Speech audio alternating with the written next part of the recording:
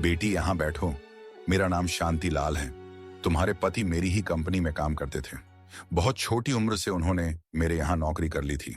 धीरे धीरे उन्होंने मेरा विश्वास जीत लिया। मेरी कंपनी की सारी जिम्मेदारी वे अकेले संभाल रहे थे। इसी बीच मेरी तबीयत खराब रहने लगी। फिर मेरे बेटे ने कंपनी संभाल ली। मैंने अपने बेटे से कहा था, बेटा राजेश जी को कभी कोई परेशानी नहीं आने देना। मैंने कंपनी आना छोड़ दिया। अपना इलाज कराने के लिए मैं विदेश चला गया।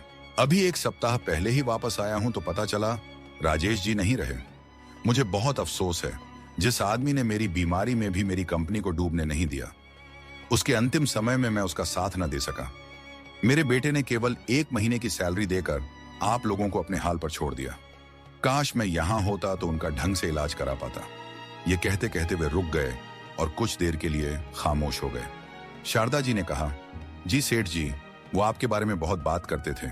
माफ कीजिएगा, मैंने आपको पहचाना नहीं। वैसे भी होने को कौन टाल सकता है। उनकी दोनों किडनी फेल हो गई थी। डॉक्टरों ने जवाब दे दिया था। शांतिलाल जी ने शारदा जी की ओर देखा और कहा, नहीं बेटी, मैं राजेश का गुनहगार हूं। मैं होता तो उनका अच्छे से इलाज करवाता। खैर, अब जो हो गया उसे तो नहीं बदला जा सकता। अब तुम चिंता मत करो।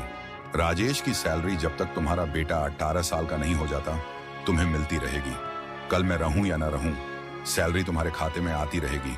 अपने बेटे को खूब पढ़ाओ। राजेश के सारे काम तुम पूरे करो। यह सुनकर शारदा जी रोने लगी। रितेश की आंखों से भी आंसू बह रहे थे। शारदा जी ने कहा, सेठ जी आपकी बहुत मेहरबानी।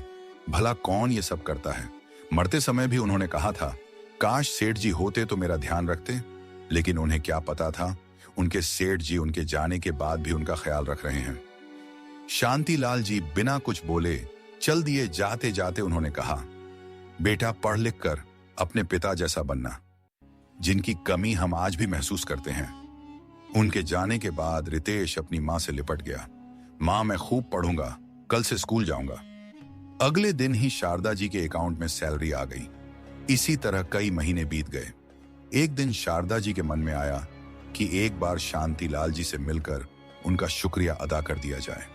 वो पता मालूम करते करते उनके बंगले के पास पहुंची।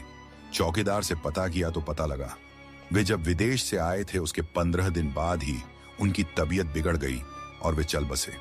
शारदा जी की आंखों से आंसू बह रहे थे। क्या वो केवल उनका भला करने ही आए थे या अपना कर्ज उतारने? यही सब सोचकर वे घर की ओर चल दी। इसके बाद भी हर महीने सैलरी आती रही। रितेश की पढ़ाई बहुत अच्छे से चल रही थी। जब भी शारदा जी सैलरी के पैसे बैंक से निकालती, उनकी आंखें नम हो जाती थीं।